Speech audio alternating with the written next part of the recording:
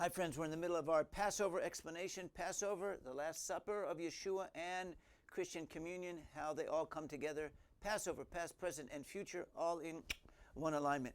I want to talk to you about something very special, which is what we call the shank bone of the lamb. Here's an interesting little thought for you. Do you know that actually no one on Passover eats the Passover lamb now?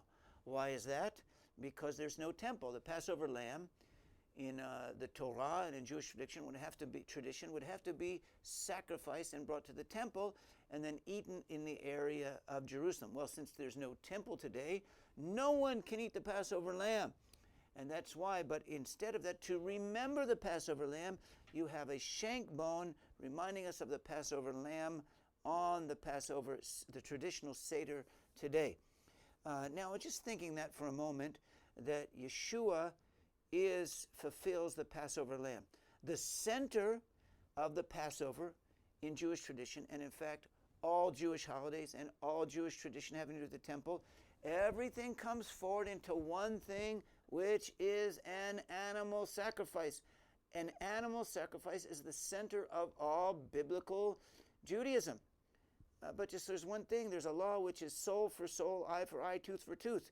So how can an animal sacrifice make atonement for a human being? No, you need a human to do it.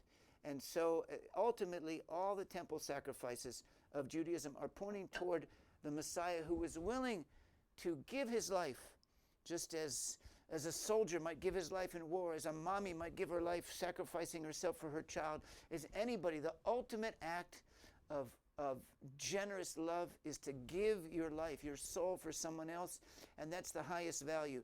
This shank bone represents the sacrifice of the Messiah, and it also represents the highest value in the kingdom of God, both in the Old Testament and the New Testament, which is love, sacrificial love, which the whole universe is based on. And now I just want to mention, it's kind of interesting that it's a surprise, of course, that the Messiah came as a sacrificial lamb. Our people are expecting a great king, a conqueror, a roaring lion, but he came first to be a sacrificed lamb. And that's why he came the first time to be a sacrificial lamb, and will come again as a roaring lion. Don't get him mixed up. Don't be expecting a sacrificial lamb to come back when he's coming, when even though our people were expecting a king, a roaring lion, and we missed it, but it's going to be the reverse coming back. Now, just one little thought on that as well, and that is, wait a minute, how could Yeshua give the Passover to his disciples and also be the Passover? Well, what we learned was that in the time of the first century, there were actually two Passovers right together, two celebrations. One seemed to be of the Essene community and one of the Pharisees community. It seems like Yeshua and his disciples ate their Passover meal on the day before, as according to the Essene community, and then he died on the cross as the Passover lamb in the Pharisee community. So he ate it as an Essene and died as a Pharisee. But anyway, Yeshua, he is our sacrificial lamb.